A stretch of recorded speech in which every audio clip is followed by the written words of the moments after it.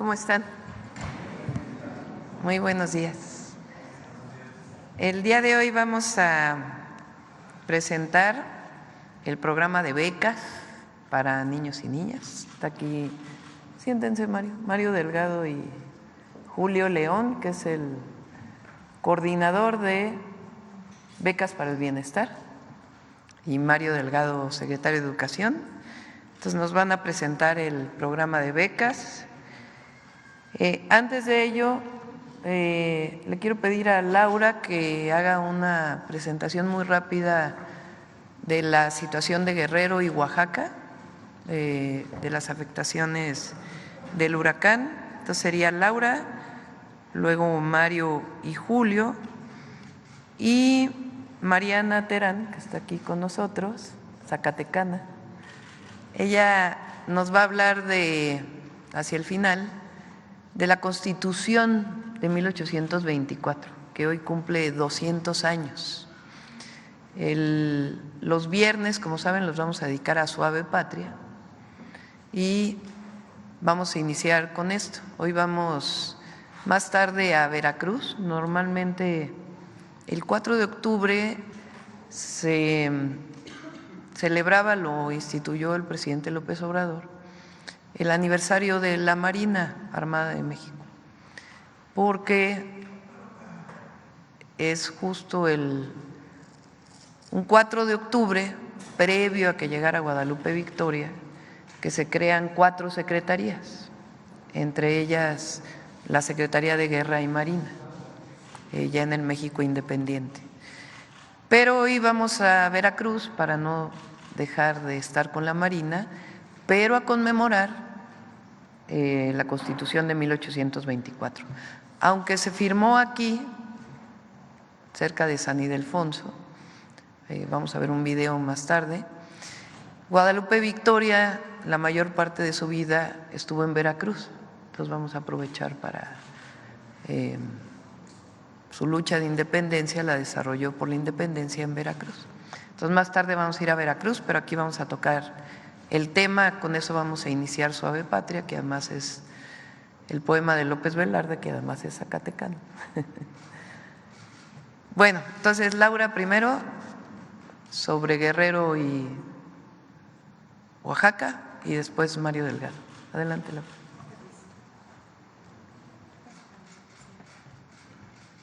Muchas gracias, muy buen día para todos y para todas. Con su permiso, señora presidenta, informo sobre los efectos por el huracán John, principalmente en el estado de Guerrero y, como ya lo mencionó la presidenta, en el estado de Oaxaca, y también algunas afectaciones en infraestructura en Michoacán.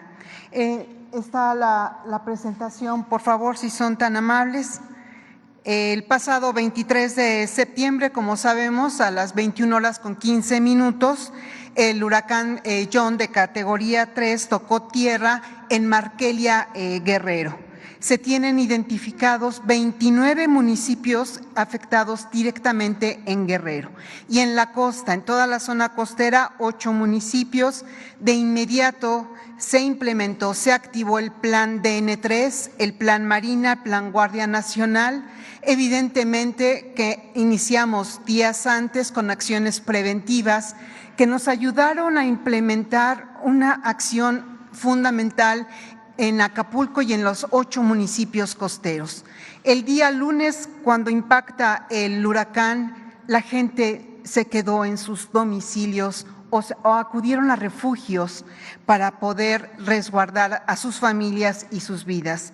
Esto nos ayudó mucho a tener los resultados obtenidos. De inmediato, Sedena, Marina y el gobierno de Guerrero iniciaron la limpieza y la habilitación de caminos obstruidos por los árboles. Básicamente, este huracán nos dejó vientos sostenidos de 195 kilómetros, afectando aproximadamente a 15,000 personas en esta zona. En la Costa Chica se han entregado 12,054 despensas, 96,432 litros de agua. En la localidad de Cruz Grande, la Sedena ha brindado más de 15,000 raciones calientes. Para después, del lunes 23 al viernes 27 de septiembre, se registró lluvia acumulada por 1,015 milímetros en Acapulco, Guerrero.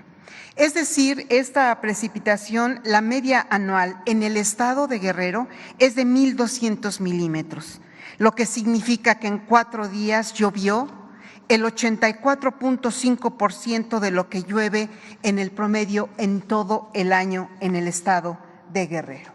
Aquí vemos el mapa con la afectación. La siguiente lámina son todos los municipios y las regiones en donde tuvimos afectaciones por las lluvias y las inundaciones en 108,792 personas afectadas con 27,000 viviendas. Asimismo, es importante mencionar que se dividió un análisis en Acapulco de 2 zonas, evidentemente en la zona urbana del puerto y otra en la zona rural afectada. Aquí se estima una afectación promedio de 39,941 viviendas y 127,000 personas. Lo anterior son 39 colonias en la zona urbana y 18 localidades rurales. Es importante la siguiente lámina, por favor, porque podemos ver en esta lámina es muy importante.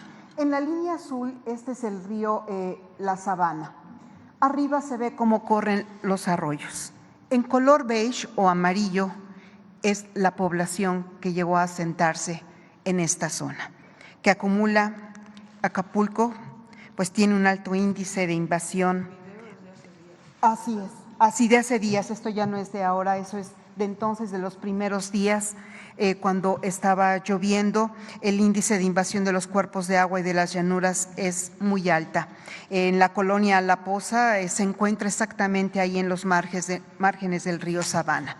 Es muy importante resaltar que del 24 al 28 de septiembre, que son estas imágenes, la que sigue, por favor, fueron 4 días en donde nos abocamos a sacar a la gente que estaba en las zonas de riesgo, a evacuar a la población. Todos, absolutamente, los servidores públicos de los 3 niveles de gobierno nos dedicamos única y exclusivamente a evacuar a 10,147 personas. Sedena, Guardia Nacional, Marina, Conagua, el Gobierno del Guerrero, Protección Civil, el municipio de Acapulco, Cruz Roja y voluntarios. Más de 985 personas con 30 vehículos de los altos y con 40 lanchas pudimos evacuar más de 10,000 personas. Hay un refugio temporal muy importante que instalamos en Mundo Imperial, es un centro de convenciones que está en Acapulco, muy cercano a la zona que fue afectada, que es la zona este de Acapulco. La Sedena han preparado y entregado más de 13,550 raciones de comida caliente desde el pasado 27 de septiembre y están todos los servicios muy dignos para la población que se encuentra ahí y que aún no ha podido regresar a sus domicilios hasta que no concluya la limpieza de las calles y de sus viviendas. Se inició la distribución de 100,000 despensas a través de la Sedena y de la Marina. En Acapulco se han entregado hasta el momento más de 22,560 despensas. La Comisión Federal de Electricidad informó en Acapulco sufrieron cortes del servicio eléctrico 67,690 usuarios. El servicio fue restaurado desde el 29 de septiembre. Está estable, ya no hay cortes y fue restablecido el servicio completo del servicio eléctrico. La Secretaría de Infraestructura, Comunicaciones y Transportes mantiene acciones en todos los puntos carreteros afectados. En su momento llegaron a ser 190 cortes o afectaciones o deslaves. Ya hay un avance que más adelante mencionaré. Hubo 18 cortes a la circulación y 162 fueron sin cortes de circulación. A partir del 29 de septiembre, el aeropuerto de Acapulco en funciones sin ningún problema. La Secretaría de Salud ha brindado 18,569 atenciones médicas. La CONAGUA ha implementado toda una estrategia con el gobierno del estado y los municipios para regresar los servicios a la normalidad.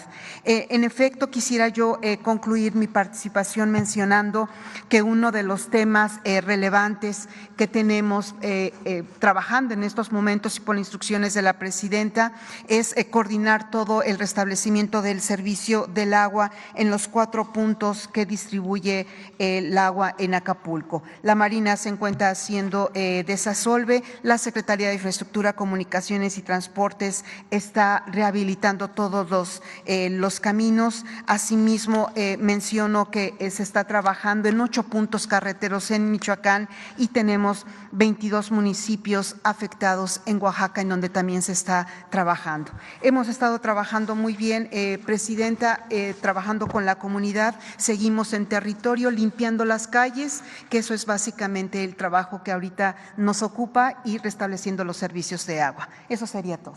Con permiso. Gracias. Nada más para cerrar esta parte, ayer tuvimos una reunión, le estamos dando seguimiento.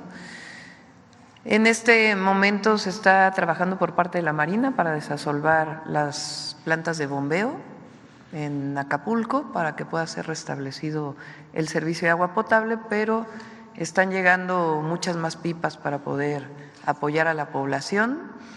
Y además, Bienestar ya está, a partir del día de hoy, inicia su visita casa por casa en las colonias más afectadas de Acapulco y en todos los municipios de Guerrero y también en los municipios de Oaxaca, que son 22 municipios afectados. A partir de este censo se va a dar un apoyo de limpieza de 8,000 pesos y después, una vez revisado cuáles son las afectaciones, pues se daría el siguiente apoyo a la población. Y al mismo tiempo están llegando maquinaria de Sedena y de Secretaría de Infraestructura, Comunicaciones y Transportes para hacer una limpieza integral del puerto de Acapulco. Y las carreteras, pues ya les vamos informando poco a poco cómo se van mejorando, abriendo. En la montaña y en la sierra de Guerrero también hay afectaciones en las carreteras, lo está atendiendo el Estado y si es necesario, pues nosotros entraríamos a apoyarles. Bueno, esto sobre Guerrero y Oaxaca. Mario.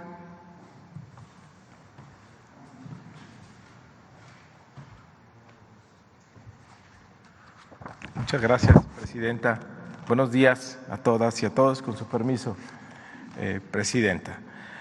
Bueno, vimos el martes pasado, el 1 de octubre, dentro de los 100 puntos que leyó la Presidenta, la alta prioridad que tiene la educación.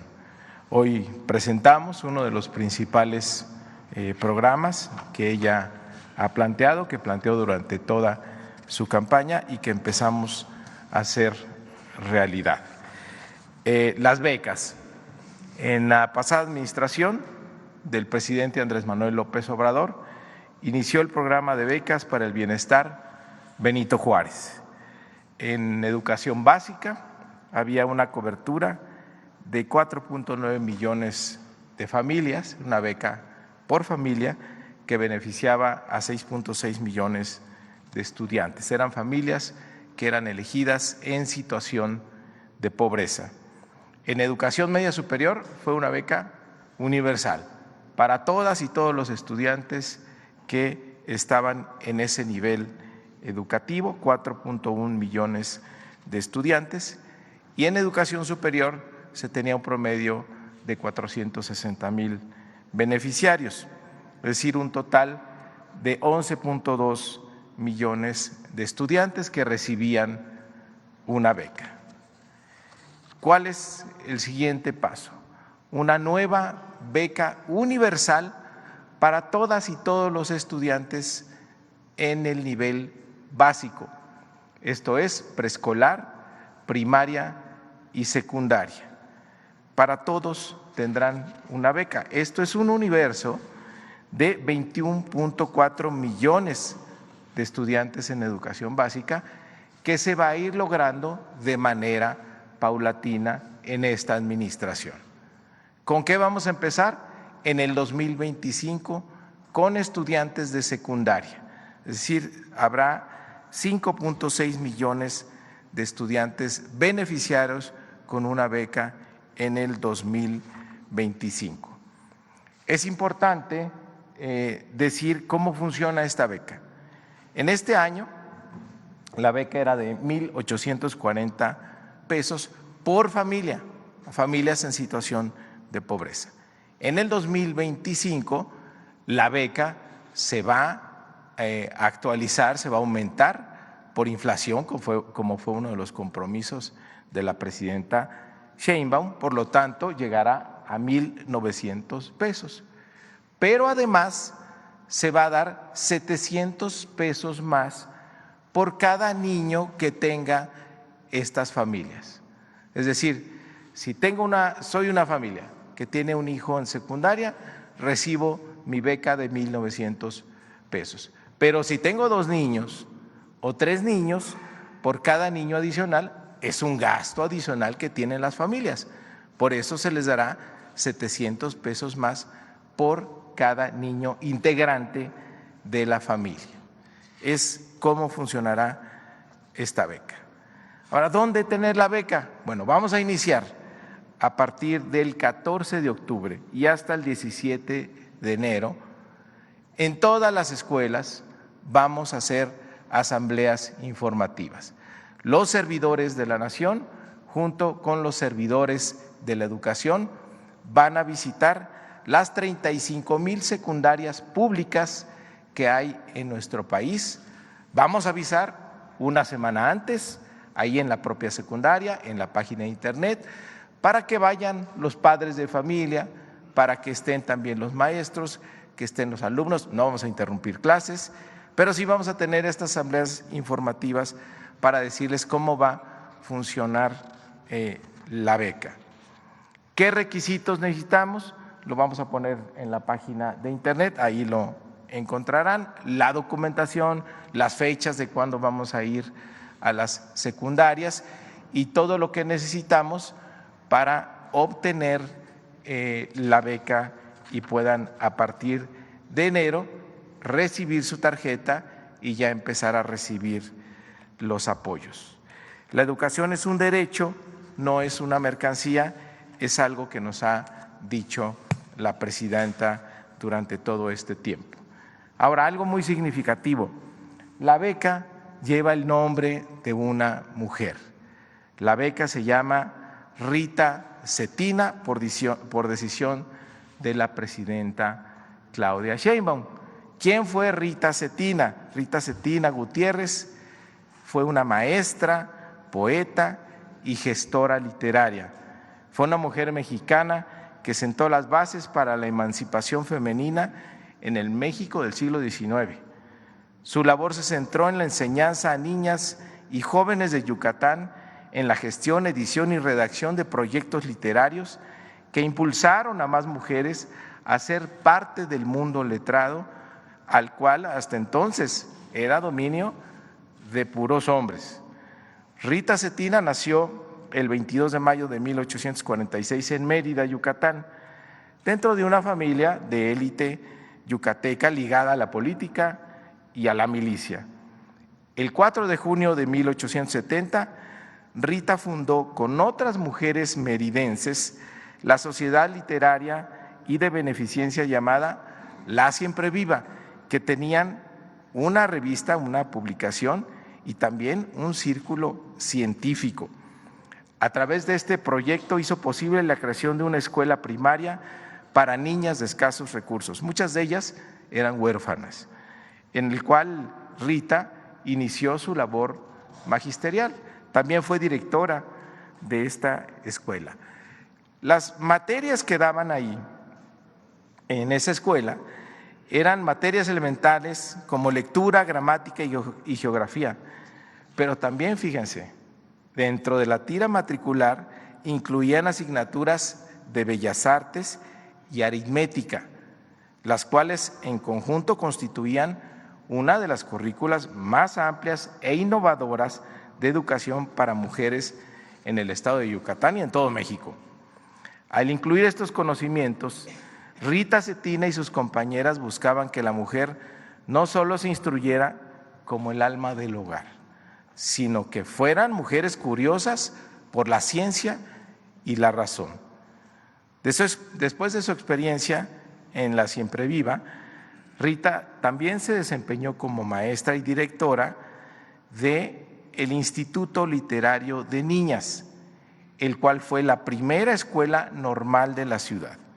En esta institución, Rita impulsó la profesionalización de las alumnas para que se convirtieran en profesoras. Este instituto fue cuna del feminismo mexicano.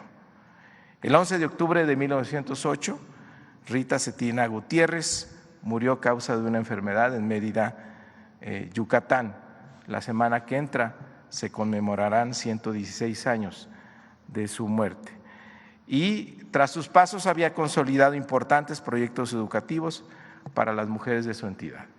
La labor de Rita influenció a decenas de mujeres de su época y de las décadas posteriores a su muerte. El más claro ejemplo fue, sin duda, Elvia Carrillo Puerto, quien además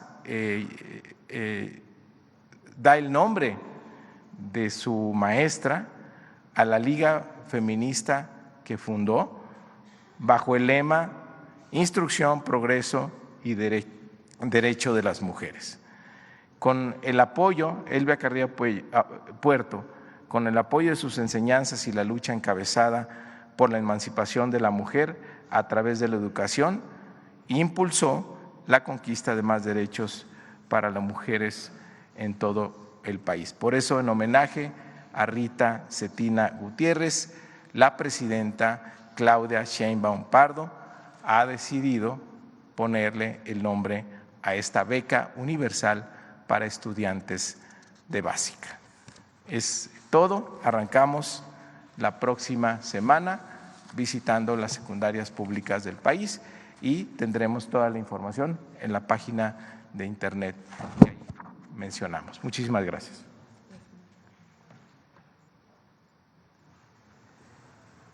Herban, ponme el número de beneficiarios.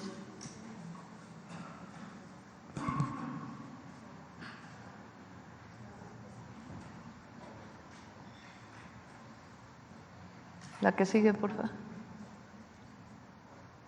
Más. ¿En este momento cuántos son en secundaria? Sí, 5.6.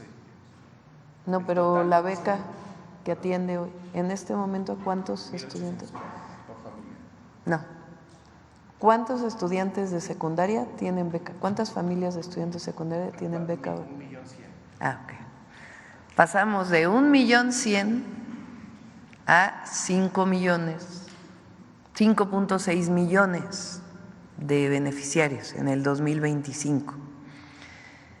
La beca que daba o que se da hasta ahora, la Benito Juárez, solamente en preparatoria es por estudiante.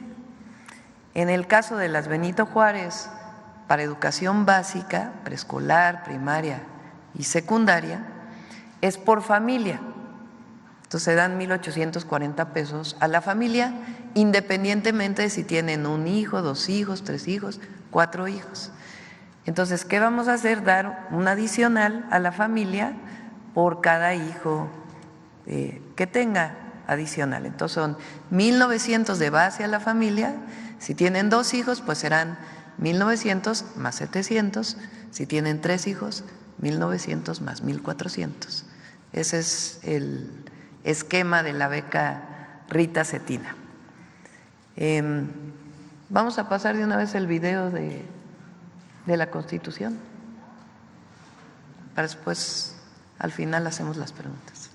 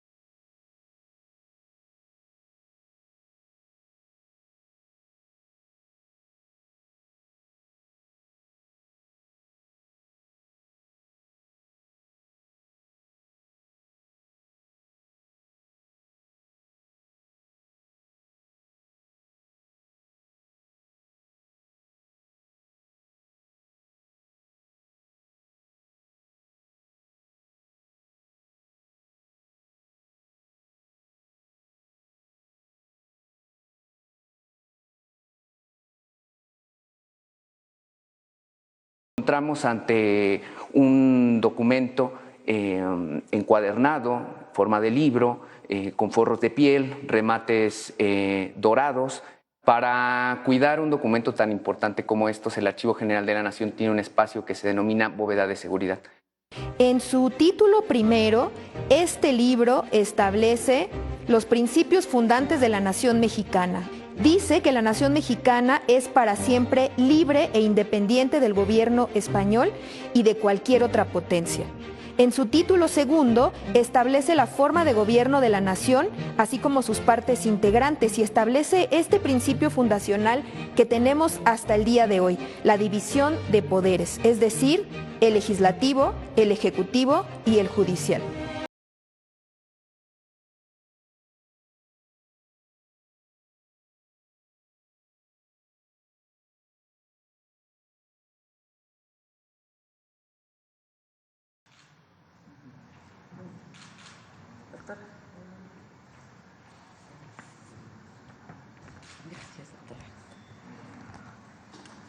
Con su permiso, Presidenta de la República, buenos días a todas, a todos ustedes. ¿Por qué es importante que el pueblo de México recuerde la Constitución promulgada el 4 de octubre de 1824, exactamente hace 200 años?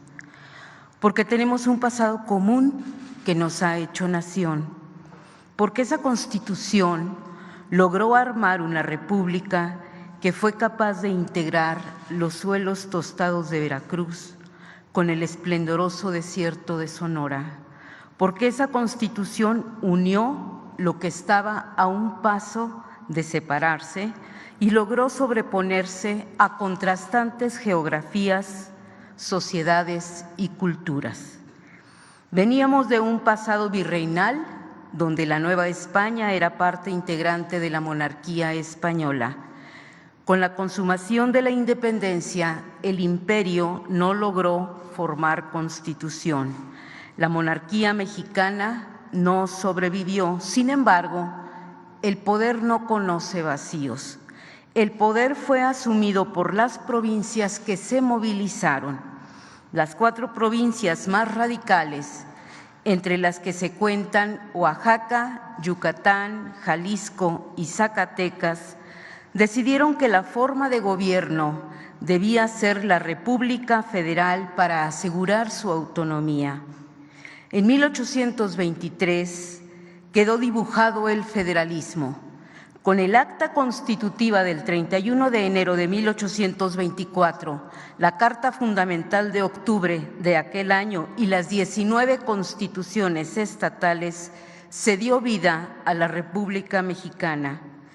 Con la República Federal, los diputados constituyentes encontraron una fórmula novedosa, audaz, arriesgada, en la que las distintas entidades podrían encontrar su lugar. El nopal representa las partes que se decidieron por el Pacto Federal. Ningún pueblo es superior a otro. Hemos recordado la guerra de insurgencia, las leyes de reforma y la revolución de 1910, pero también es fundamental recordar los momentos en que nos hemos constituido y las gestas de esta transformación. Las jóvenes generaciones deberán saber que esto costó vidas, luchas, infinidad de debates por confirmar cuál sería la mejor forma de gobierno. Es nuestro deber moral recordarlo porque este día, hace 200 años, se sentaron las bases para formar una nación, la nuestra. Mexicanos y mexicanas nos debemos a ese pacto federal. Por él tenemos un gobierno representativo. Por él se ha ejercido la división de poderes, la integración del territorio. A partir de él hacemos valer nuestros derechos y obligaciones ciudadanos. Por ese pacto elegimos a nuestras autoridades y estamos puestos a la defensa de la soberanía nacional. Nuestra República ha demostrado no solo su viabilidad y consistencia, ha demostrado su permanencia, potencia cultural a nivel mundial. Por eso las campanas deberán repicar, las salvas deberán sonar, los himnos deberán entonarse.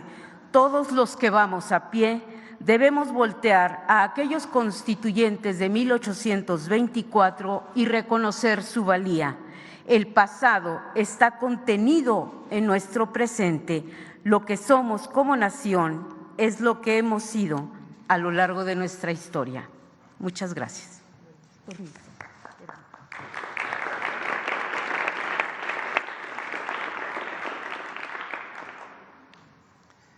Bueno, pues este es el…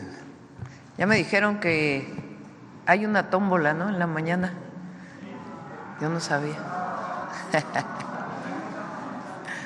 A ver, vamos primero, hay tiempo, vamos a ver si alcanzamos a varios. ¿Sobre el tema de las becas? Ah, sí, pues es la misma pregunta que traen todos, ¿no? A ver, vamos por acá. Sonora, a ver. Y luego tú. Y hola, luego ¿qué tal? dos de acá. Buenos días, señora presidenta, un gusto. Bueno, quiero antes que nada pues felicitarle. Yo soy Demián Duarte de Sonora Power. Felicitarle por su llegada el pasado primero. Se inaugura una nueva era en este país y creo que es importante esta visión de que es tiempo de mujeres. Yo lo saludo con mucho gusto, con mucho honor y con mucho privilegio de estar aquí con la oportunidad de dialogar con usted. Mire, recuerdo que en alguna ocasión cuando empezaba este asunto de la precampaña, yo en Nogales le decía que en usted confiábamos. Creo que usted debe recordar ese momento cuando apenas estaba perfilándose a esta importante empresa de convertirse en la primera mujer presidenta. Y mire, la felicitación yo se la extiendo al asunto de la congruencia con la que se ha comportado, válgame, pues en esta primera semana. El primer tema, la memoria histórica, muy importante, el asunto del 68, usted dice es hija del 68, nosotros también. Al final de cuentas nuestros padres emprendieron luchas importantes en la izquierda de muchas maneras, y bueno, pues al final de cuentas nos dieron esta identidad que hoy tenemos como país. Y bueno, el asunto también del género es muy importante. Su gobierno es el primer gobierno que habla justamente de esta necesidad de que haya igualdad, pero igualdad sustantiva además, que es un concepto muy importante. En este concepto, presidenta, yo le quiero plantear el asunto que a mí me ha generado molestia, seguramente a muchos también, de la misoginia que prevalece. Mire, en los últimos días ha circulado un video de un actor, Rafael Inclán, que bueno, se refirió después de su triunfo, porque esto fue en junio, a que tendríamos un ama de casa por 6 años. Y ha habido otro término que no lo voy a repetir porque es muy peyorativo, al que algunos opinólogos, representantes de la oposición, yo le digo la oposición mediática, se refieren a usted de manera que me parece muy negativa. Yo le quiero pedir su opinión sobre este contexto justamente de la misoginia y el ánimo de descalificar a la primera mujer que es la presidenta de todos los mexicanos. Primero hay esta idea de hace tiempo, desde la campaña, que Andrés Manuel López Obrador iba a estar gobernando durante estos 6 años, del 24 al 2030. Pues él se fue a Palenque y ahí está desempeñando su nuevo periodo de reflexión y escritura. Y la presidenta de México se llama Claudia Sheinbaum Pardo. Y ayer, pues, en la salutación que se hace cuando llega un presidente, o presidenta en este caso, comandanta suprema de las Fuerzas Armadas.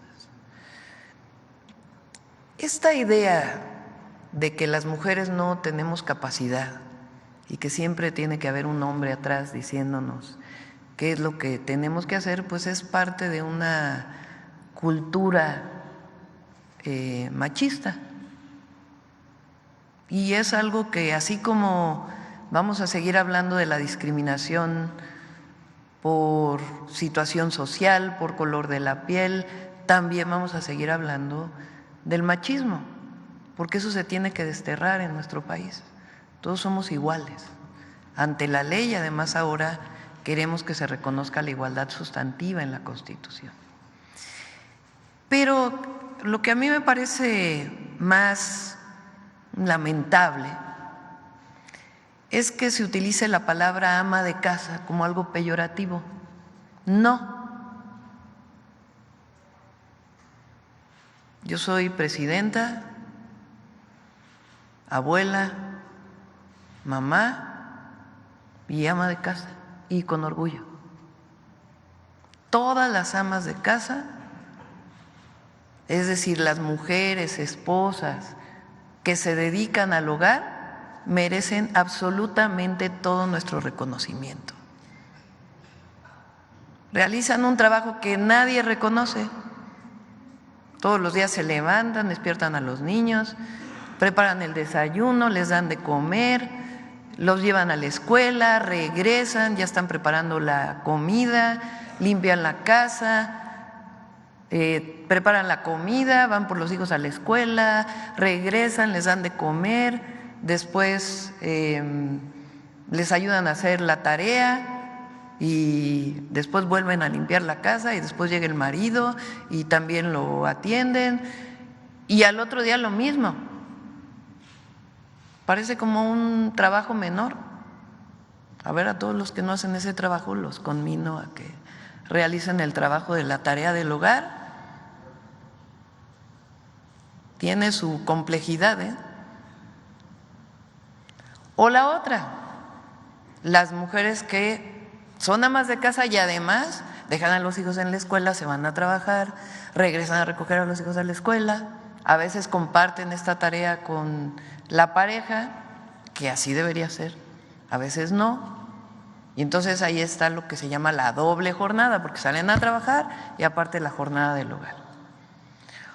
O en otro caso, las mujeres que salen a trabajar y que contratan a una mujer, una trabajadora del hogar, para que realice esas tareas, que como decía ayer, despectivamente y de una manera lamentable, hay muchos que se sienten que se quedaron en la colonia y les llaman sirvientas. No, eso se acabó, el esclavismo no existe en nuestro país.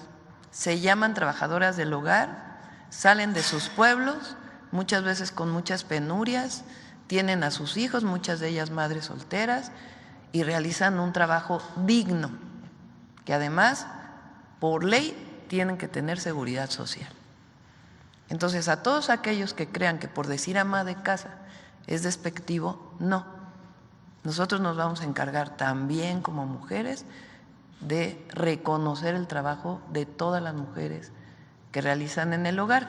Esa es una de las razones por las cuales estamos apoyando a las mujeres de 60 a 64 años, que cuando ya crecieron los hijos, ahora cuidan a los nietos o a las nietas, pues que tengan, muchas de ellas no tienen ni siquiera un ingreso propio, no tienen autonomía económica, y ahora pues van a recibir un apoyo del gobierno para que puedan tener al menos un poco de recursos para ellas. ¿Por qué? Porque se lo merecen. Además de ser tiempo de mujeres, creo que debe ser tiempo de hombres solidarios, ¿verdad? Que es un asunto también importante en la formación que tenemos que tener. Presidenta, mire, el arranque de su administración también ha dado una nota que es muy interesante. El peso, el superpeso se sigue fortaleciendo. Hoy amanece en niveles de 19 pesos con 20 centavos por dólar. Es un asunto que es relevante. Se escribió una página importante en nuestra historia financiera al cierre de la administración del presidente López Obrador. Es el primer presidente desde Manuel Ávila Camacho que logra un resultado positivo en la cotización del tipo de cambio, con esta ganancia que cerró con un 4% de ganancia frente al dólar respecto al nivel en el que asumió la administración. Usted en los primeros 2 días pues ya logró una revaloración de aproximadamente el 2% de nuestra moneda. Esto me da pie a preguntarle, mire, usted es científica, sabe que lo que no se puede medir pues no existe, ¿verdad? Porque no se puede corregir.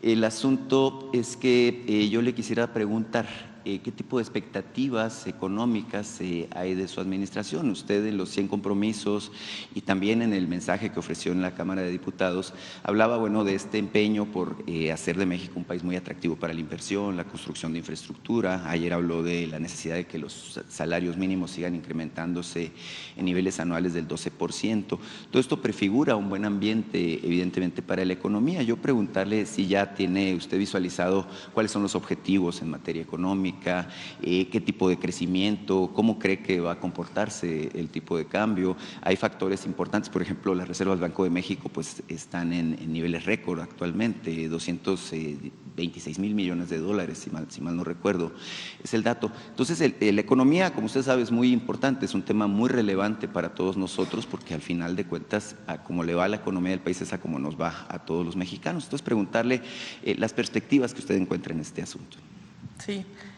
Estamos preparando el paquete, lo que se llama el paquete económico, para presentarlo en noviembre al Congreso. Entonces ya invitaría yo al secretario de Hacienda para que hacia unas 2 semanas más o menos, para que se pueda presentar qué es lo que estamos visualizando. Vamos a cerrar bien, hay recursos, el presidente López Obrador se aseguró de que hubiera recursos suficientes para un buen cierre de año, y el próximo año, como lo dijimos, estamos planteando una disminución del déficit y esquemas también de mejora de la recaudación que no tienen que ver con reforma fiscal, sino mejora en aduanas, en el propio SAT y algunas acciones importantes que vamos a desarrollar para poder incrementar aún más los ingresos, además de pues seguir con que no haya condonación de impuestos y que no haya evasión fiscal. La economía de México está fuerte. Muchas veces se decía que el cambio de la paridad peso-dólar tenía que ver con la reforma al Poder Judicial. No es cierto que el día que se aprueba la reforma al Poder Judicial, el peso retoma, se aprecia ese mismo día y al siguiente día también. Entonces, no, en realidad no tenía nada que ver. Son asuntos internacionales, porque somos una economía que está vinculada con la economía del mundo, y lo que ocurre en Estados Unidos particularmente pues tiene implicaciones, y también lo que ocurre en otras partes del mundo. Particularmente ocurrió hace unos meses un aumento de tasa en Japón, y eso hizo que pues se movieran los capitales internacionales. Pero la economía de México está bien, está fuerte. Eso se logró con el humanismo mexicano, y por eso vamos a continuar con la política de fortalecimiento del mercado interno, y ya presentaremos el paquete económico pronto.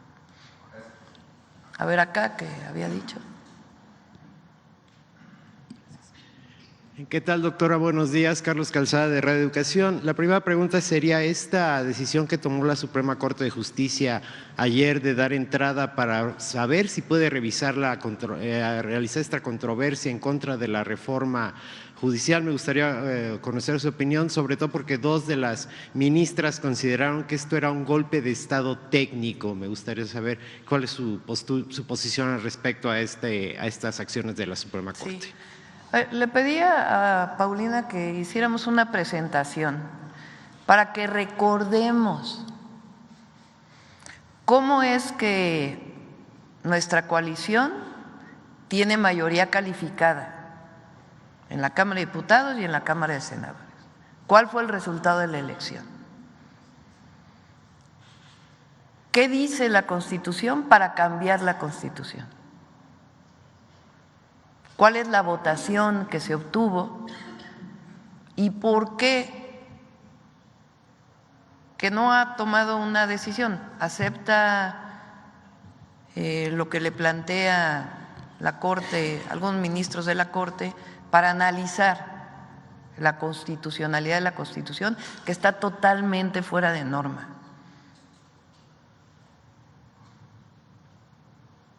Entonces vamos a ver.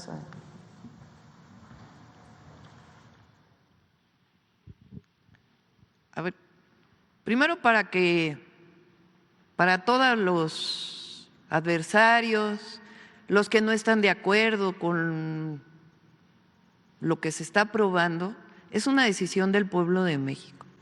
Hay que recordar que el 5 de febrero del 2024 el presidente López Obrador presentó 20 reformas constitucionales, las envió a la Cámara de Diputados, o 18 constitucionales y 2 de leyes secundarias.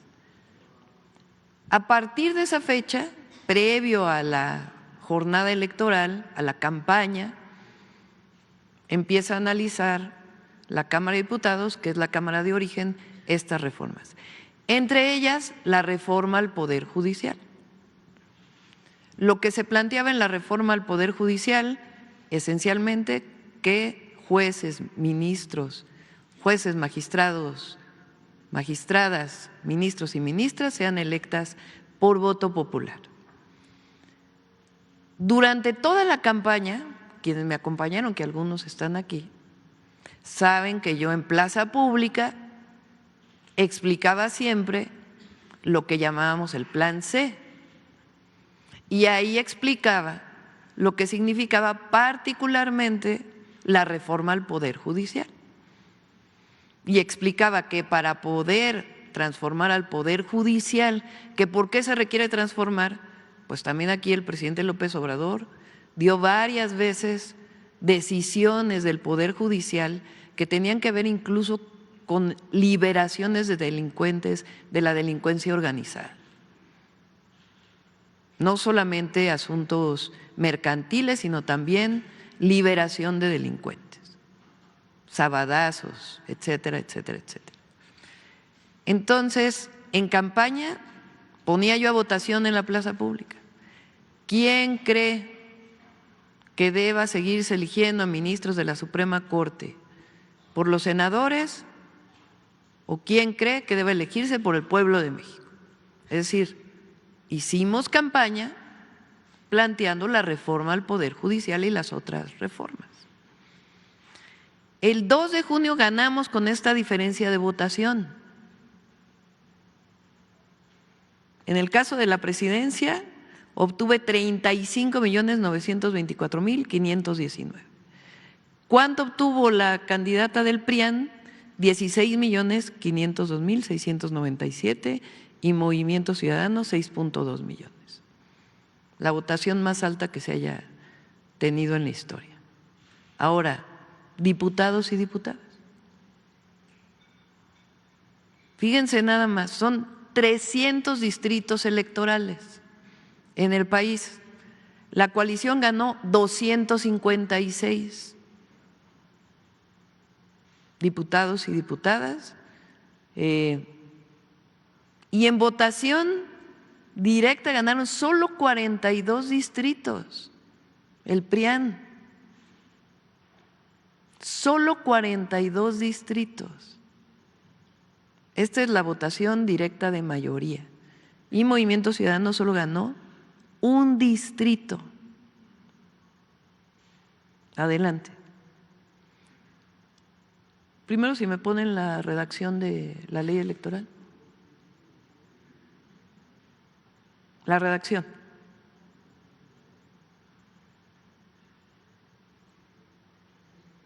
Bueno, de ahí se inventaron algunos de que la designación de diputados plurinominales era una sobrerepresentación, ¿se acuerdan? ¿Qué dice la ley, la anterior?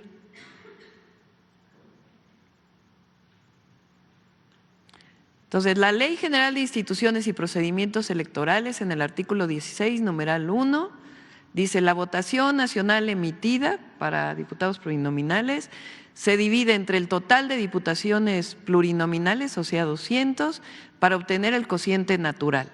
Así lo dice tal cual. O sea, la ley dice la fórmula para obtener el número de diputados y diputadas plurinominales.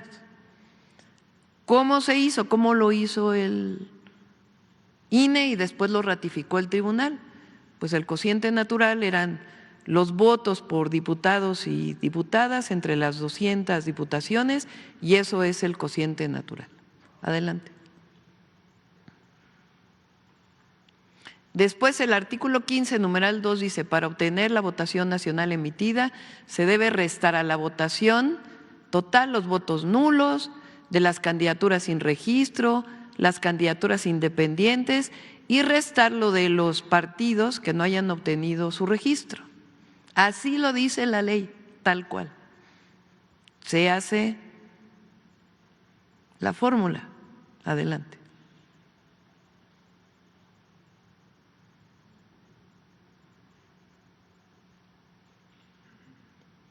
Artículo 17.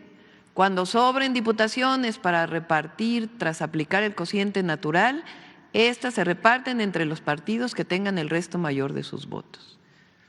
Es decir, se hace el cociente y lo que sobra pues se reparte entre los partidos. Sobraban 3 diputados y se repartieron entre los distintos partidos. Adelante.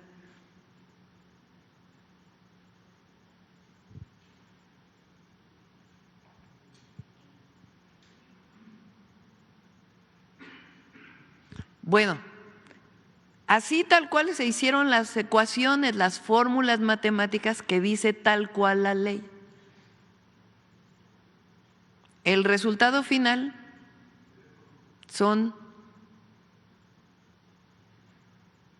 el resultado final de número de diputados y senadores, el total de tenemos, ¿cuántos son, Mario? ¿Cuántos, te acuerdas? ¿Cuántos diputados en total son de la coalición? 373. ¿Cuál es la mayoría calificada? 344. Es decir, aplicando exactamente la fórmula que dice la ley electoral para asignar diputados plurinominales y senadores, se tienen 373 diputados de la coalición. Se tenían 85 senadores y después un senador de el PRIAN se decide votar con la coalición. 86 senadores. ¿Qué dice la Constitución para cambiar la Constitución?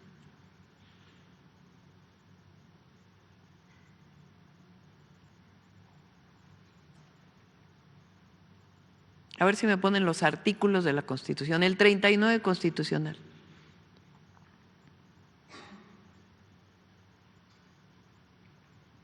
El 39 así, tal cual lo lees. Ahí está. Artículo 39 de la Constitución Política de los Estados Unidos Mexicanos. Hay países que para cambiar la Constitución tienen que nombrar un nuevo constituyente. En el caso de México, el constituyente está establecido por la propia Constitución, en 2 artículos particularmente, el 39 y el 135. El 39 viene desde los sentimientos de la nación de Morelos y dice, la soberanía nacional reside esencial y originariamente en el pueblo. Todo poder público dimana del pueblo y se instituye para beneficio de éste. El pueblo tiene en todo tiempo el inalienable derecho de alterar o modificar la forma de su gobierno. ¿Qué dice el 135?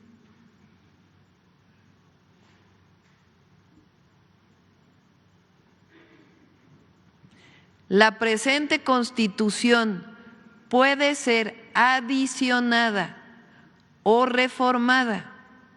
Para que las adiciones o reformas lleguen a ser parte de la misma, se requiere que el Congreso de la Unión, por el voto de las 2/3 partes de los individuos presentes, este es un artículo de la Constitución, acuerden las reformas o adiciones y que éstas sean aprobadas por la mayoría de las legislaturas de los estados y de la Ciudad de México. El Congreso de la Unión o la Comisión Permanente en su caso harán el cómputo de los votos de las legislaturas y la declaración de haber sido aprobadas las adiciones o reformas. En ningún lugar de la Constitución Política de los Estados Unidos mexicanos dice que la Corte puede cambiar la Constitución o puede declarar inconstitucional lo que ya fue declarado constitucional. ¿Cómo es declarado constitucional? Así, con la mayoría calificada de la Cámara de Diputados, de la Cámara de Senadores y de la mayoría de los congresos de los estados. Eso ocurrió con la reforma al Poder Judicial.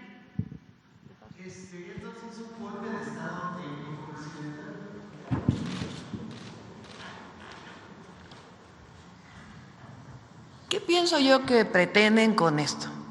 Primero, que nosotros digamos juicio político, traición a la patria. No lo vamos a hacer, es mi opinión. Porque ¿qué quieren? Demostrar que somos un gobierno autoritario. No lo somos. La presidenta fue electa por el pueblo de México. Los diputados, diputadas, senadores, senadoras fueron electas por el pueblo de México. Somos un gobierno democrático y somos demócratas. Tan somos demócratas que hicimos una propuesta que fue avalada por el pueblo de México y ya publicada en el Diario Oficial de la Federación. La democracia en el Poder Judicial también.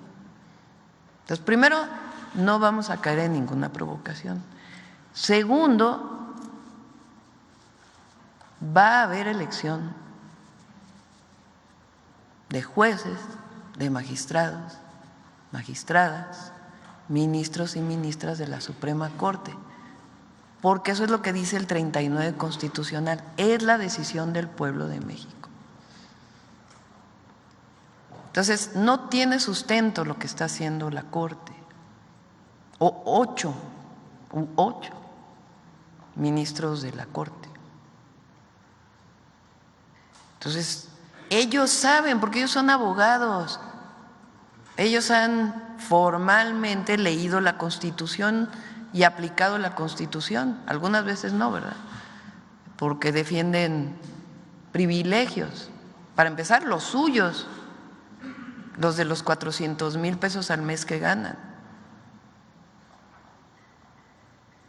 Entonces, ellos saben que lo que están haciendo está mal. Ellos lo saben, ellas y ellos que votaron ayer saben que no tiene sustento. Entonces, el pueblo de México es a quien nos debemos. Entonces, yo supongo que ellos están provocando, a ver cuál es nuestra reacción. Y no solo son los ministros, sino un grupo que se reúne alrededor de la ministra presidenta, que están ahí buscando la manera de parar la transformación. A la transformación, que es una decisión del pueblo de México, no la pueden parar 8 ministros de la Suprema Corte de Justicia.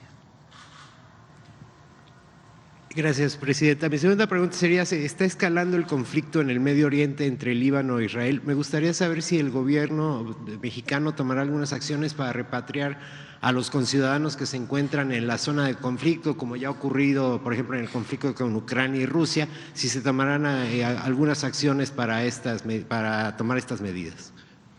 Está en contacto el secretario de Relaciones Exteriores y, como siempre, nuestra posición es la búsqueda de la paz y la no intervención, y está en contacto con embajadores en caso de esta necesidad.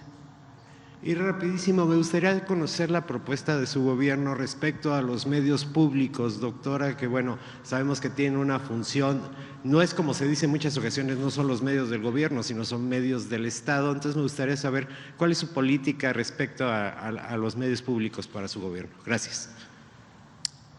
Nombré a Renata Turrent en Canal 11, a Alonso, ¿cómo se apellida? Millán en Canal 22, él venía con nosotros trabajando en Canal 21 en la Ciudad de México. Se queda la dirección de Canal 14 y ellos están trabajando, bueno, Renata y los compañeros están trabajando en un… Genaro se queda, Genaro Villamil se queda. Y ellos están trabajando en un nuevo esquema para los medios públicos, que en efecto son públicos, no son medios del gobierno, no son medios de difusión del gobierno. Entonces, ellos están trabajando en un esquema para la información, para los noticieros, para las barras de opinión, que entiendo que se cerraron contratos, eran hasta el 30 de septiembre algunos contratos, y se está planeando un nuevo esquema para las barras de opinión, para los contenidos. Y también nuestra idea es poder dar un poco más de recursos en la medida de lo posible para que pueda haber más producción en los medios públicos, tanto de difusión, de educación e incluso de entretenimiento. A ver, ahora de este lado, acá.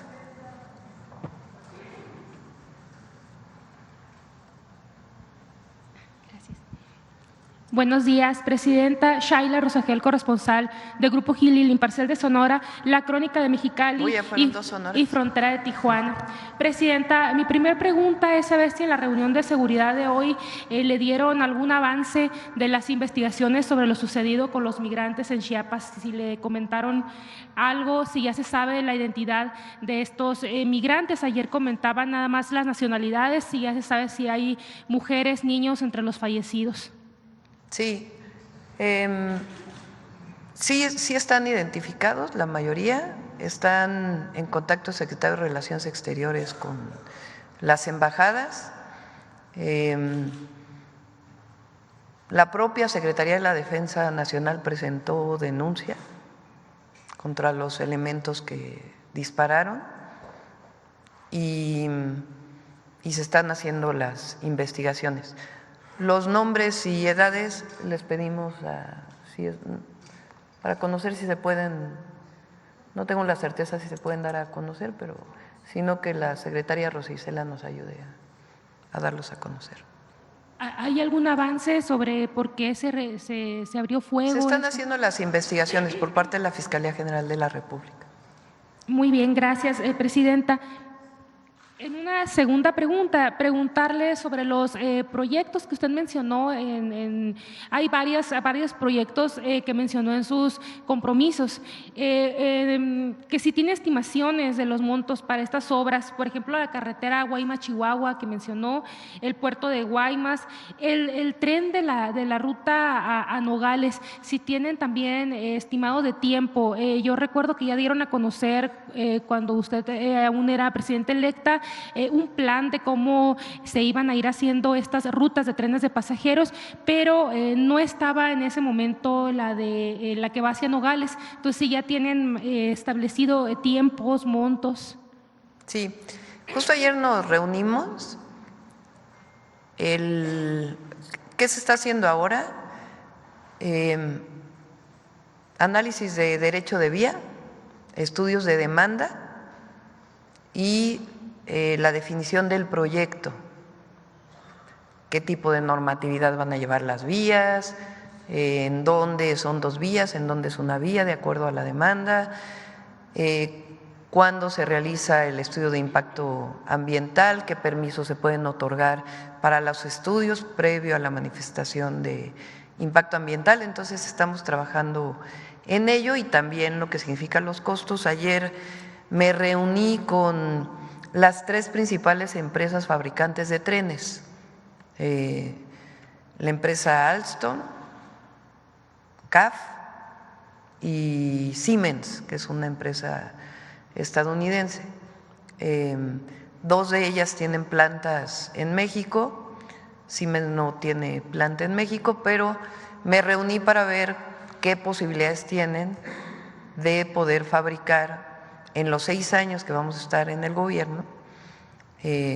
Son alrededor de 80 trenes, porque los trenes se tardan como 2 años en comenzar a salir. Entonces, a la par de que estamos construyendo las vías, pues tiene que hacerse la licitación para los trenes. Entonces, estas que son las principales fabricantes de trenes, platicamos con ellos y les planteamos pues que va a haber una licitación y que pudiéramos saber, y nuestro interés pues además es de que la mayor parte de los trenes se armen en México para fortalecer la industria ferroviaria y al mismo tiempo los empleos, el máximo de empleos que se genere en nuestro país. Entonces, los costos y todo esto ya se los comentamos en cuanto tengamos el proyecto. Sí alcanza, porque ahí estuvieron diciendo que todo lo que planteé en el Zócalo no tiene sustento financiero. Sí lo tiene, lo trabajamos durante pues prácticamente 4 meses desde que ganamos la elección y previamente ya lo habíamos empezado a trabajar hasta la fecha. Hay grupos de trabajo que ahora pues arrancan todavía más. Lo mismo en este análisis se encuentra también lo de las carreteras, el puerto de Guaymas, todo lo que comentó, también se está analizando. También las 2 carreteras, el de Bavispe a Nuevo Casas Grandes, que es un compromiso que hizo el presidente López Obrador y que me pidió especialmente que fuera de las primeras carreteras porque él ya no lo pudo cumplir, que hiciéramos, que en realidad ayuda pues para la conexión casi desde Guaymas hasta Ciudad Juárez. Y aparte la carretera que va a Chihuahua, que inició la Marina y que pues tiene que darse continuidad. Entonces las 2 también. Entonces, ¿el tren de Nogales sí se va a construir en este sexenio? Sí, ese es el objetivo. Ok, y ya nada más por último, usted comentó que se va a iniciar un proyecto, un programa de escrituración de vivienda y que va a iniciar en Tijuana, también en el Estado de México. Preguntarle cuándo iniciaría este programa y qué áreas que se van a tomar en cuenta, en qué regiones de ahí de Tijuana. Sí, para escriturar se requiere la colaboración del gobierno federal, el gobierno estatal y los gobiernos municipales. A veces tiene que comprar la tierra en donde están establecidas las viviendas, y es que se establecieron en un esquema en donde no se compró la tierra. En otros casos tiene que regularizarse porque a lo mejor se vendió tierra ejidal o comunal incluso, sin que pasara por todo el procedimiento agrario. O en algunos otros casos es contratos privados, pero que nunca pasaron por el registro público de la propiedad. Para que se pueda tener una escritura, pues tiene que estar inscrito en el registro público de la propiedad, que es una atribución estatal. Entonces, este trabajo se hizo en algunos casos con el presidente López Obrador y nosotros le vamos a dar más fuerza. Entonces, se está haciendo ya un grupo de trabajo, particularmente con estos 2 estados. En Tijuana, pues hay una historia muy importante de viviendas que tienen que regularizarse, Estado de México en el oriente también, muy importante, pero va a ser para toda la República. ¿Quién más por acá? A ver, otra mujer acá. Adelante primero y luego ya vamos, si nos da tiempo. Gracias, Mara Rivera de Enfoque Noticias. Presidenta, yo quisiera preguntarle, insistir un poco en lo del Poder Judicial. ¿Estaría usted o podría coincidir en la idea de que la Suprema Corte estaría buscando crear una crisis? Porque hay que señalar que después de esta revisión también a la reforma al Poder Judicial, se estaría viendo la situación de la autonomía de los órganos autónomos. También se revisaría después de esto la división de poderes. Entonces, ¿sería una crisis lo que buscaría el Poder Judicial, la Suprema Corte crear en este momento? pues habría que preguntarle a la Suprema Corte, ¿no? ¿Por qué están, o a los ministros que… desde mi perspectiva es la defensa de los privilegios, que no quieren dejarlos. Sus privilegios y los privilegios de aquellos que ellos defienden. Pero México cambió y va a seguir transformándose. Esa es una realidad. Entonces, no tiene sustento lo que está haciendo la Corte. Y ellos lo saben. Los ministros y ministras que votaron para analizar la reforma al Poder Judicial saben que están procediendo ilegalmente. Ellos lo saben. Porque son constitucionalistas y ellos conocen la Constitución. Los argumentos, por ejemplo, ayer que se utilizaban por parte de uno de los ministros, hablando inclusive de personas de un partido político. Bueno, ¿qué sustento es ese? Entonces, ellos y ellas tienen que aceptar que el pueblo de México tomó una decisión y que el artículo 39 es muy claro y el 135 también, y que la reforma a la Constitución ya fue publicada en el Diario Oficial de la Federación. Entonces, ¿qué pretendan ellos? Yo pienso que en primera provocarnos para que les demos argumentos de decir, ay, miren qué autoritarios son. No vamos a caer en ninguna provocación, en ninguna.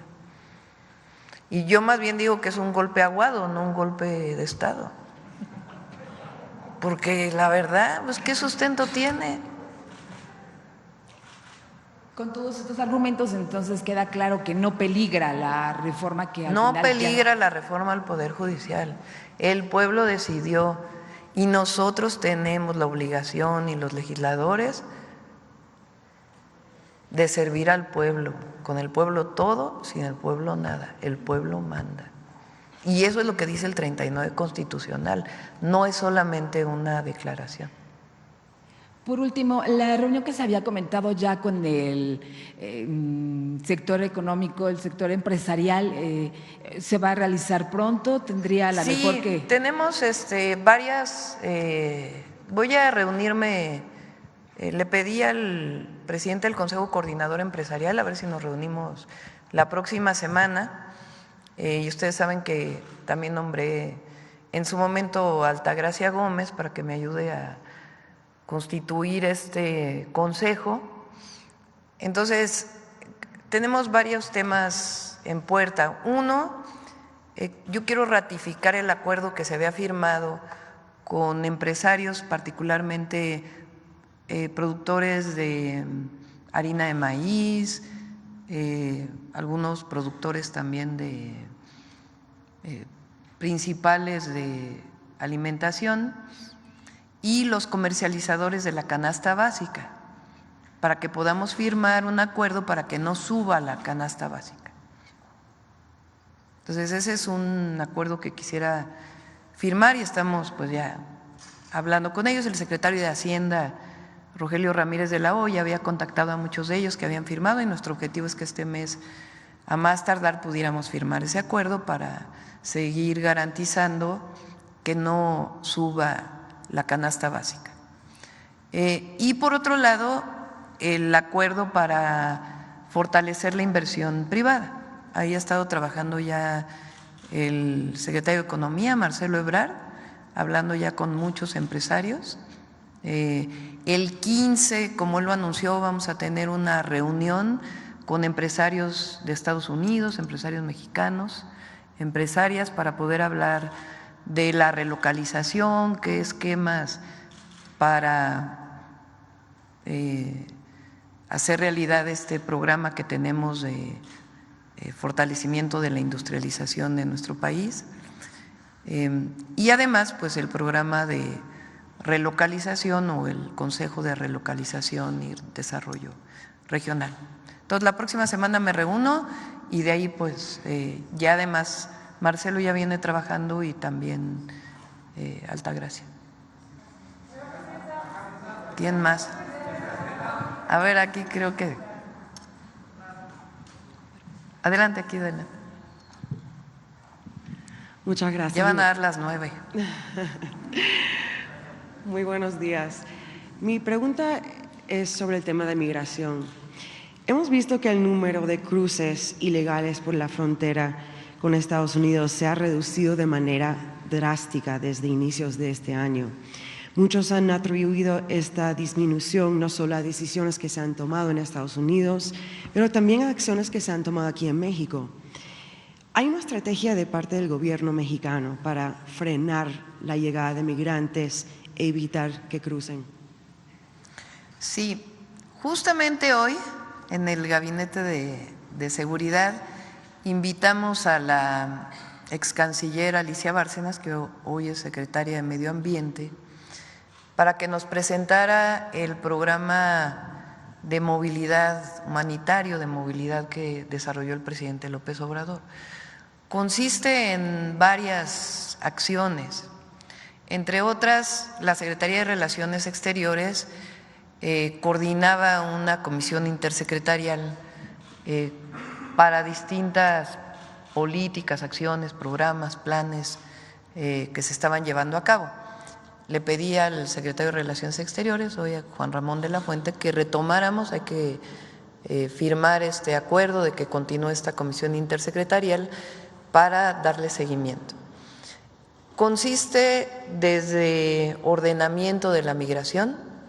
La migración tiene dos esquemas, un esquema que se llama el CBP-1, que son permisos de trabajo a Estados Unidos. Entonces, lo que se hizo fue ordenar esos permisos y el ingreso a partir de 3 fronteras. Y la otra, pues, es la migración donde no se llevan papeles. Ahí se hicieron varias acciones, tanto para repatriar, sea a México, que son menos migrantes mexicanos y más migrantes de otros países que pasan por la frontera México-Estados Unidos, para la repatriación a sus países. Hay vuelos internacionales que llegan al Aeropuerto Internacional Felipe Ángeles, otros que van directamente a sus países ya de origen con un apoyo para que puedan retornar. Y después también servicios consulares que había para estos permisos que se daban en la Ciudad de México, ahora se trasladaron la mayoría al sur de México, para que no tengan que ir los migrantes desde el sur, vienen incluso de Centroamérica, hasta la Ciudad de México. Entonces, ese esquema se pasó a Tabasco, a Chiapas, y eso ha dado muchos resultados.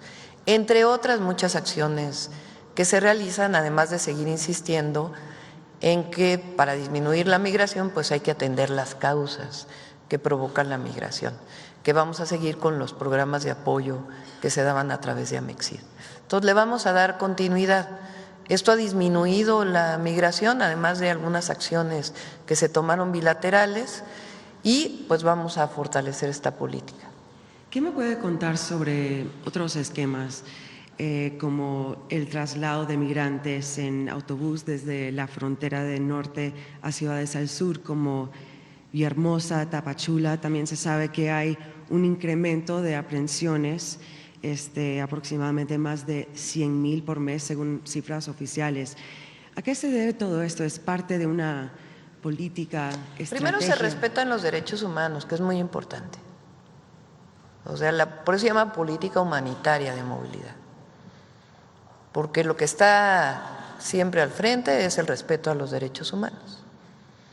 Hay además albergues, se cerraron los albergues de hace muchos años en donde hubo este lamentable accidente, y otros albergues de este tipo. Entonces, cualquier, digamos, repatriación, movimiento de migrantes, pues es con base a protocolos de respeto a los derechos humanos. Entonces, eso continúa y vamos a seguir fortaleciendo esta política humanitaria, y en su momento, pues cuando ya haya reuniones bilaterales, pues a seguir trabajando con Estados Unidos para poder fortalecer la atención a las causas y estos esquemas que han desarrollado. Por último, sabemos que el gobierno estadounidense y mexicano han discutido, como usted acaba de decir, cómo aliviar la situación en la frontera. ¿De qué manera se está beneficiando México por colaborar con los americanos para controlar el número de cruces? Hay esquemas, por ejemplo, en donde empleadores mexicanos se acercan a los albergues en donde están migrantes a contratar, por si se quieren, si su decisión es quedarse en México. Entonces, es beneficioso para todas y para todos que haya una política humanitaria de atención a la movilidad humana. Entonces, nosotros vamos a seguir con esta política porque además ha dado resultados. No solamente es humanitaria, sino que además ha dado resultados. Y el secretario de Relaciones Exteriores, Juan Ramón de la Fuente, además tiene nuevos planteamientos que van a agregarse pues a esta política migratoria que es muy importante. Además, evidentemente, de todo el apoyo del Gobierno de México a nuestros hermanos y hermanas que viven en Estados Unidos. A ver, la última.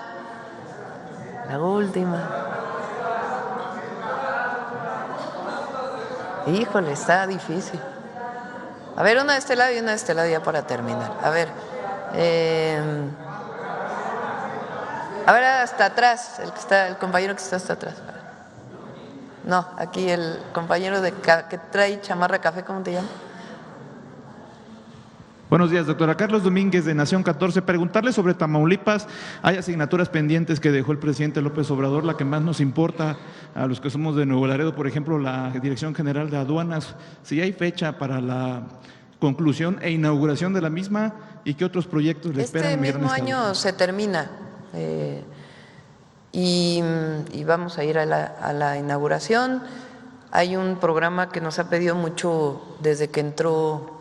Lo hemos platicado cuando era jefa de gobierno con el gobernador Américo Villarreal, que es el tema del agua, particularmente para el norte de Tamaulipas, tanto para riego como para consumo humano, y estamos trabajando en diversas propuestas, además de pues algunos otros proyectos de infraestructura. Está 2 puertos en Tamaulipas que vamos a acompañar para su desarrollo.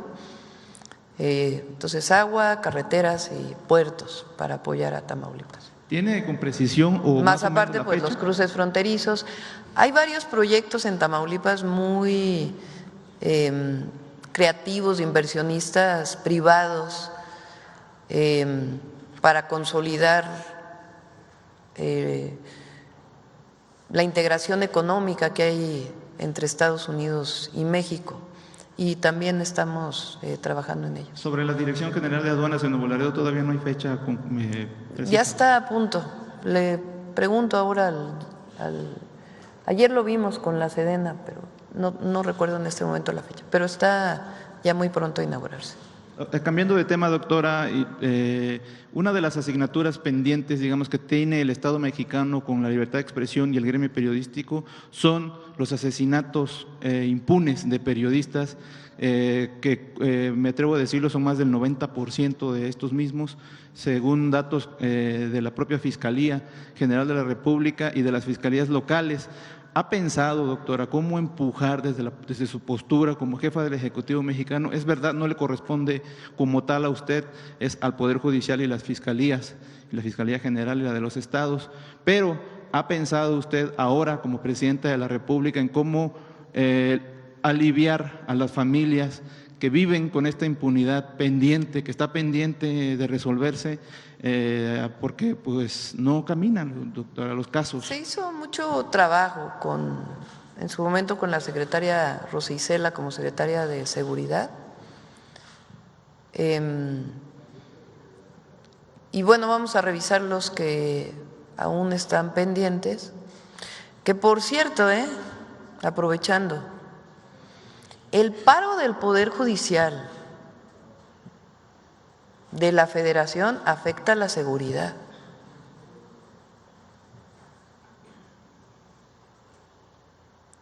¿Cómo si está en paro un juez se puede pedir una orden de aprehensión? Porque ahora operan, digamos, de emergencia para asuntos de detenciones en flagrancia.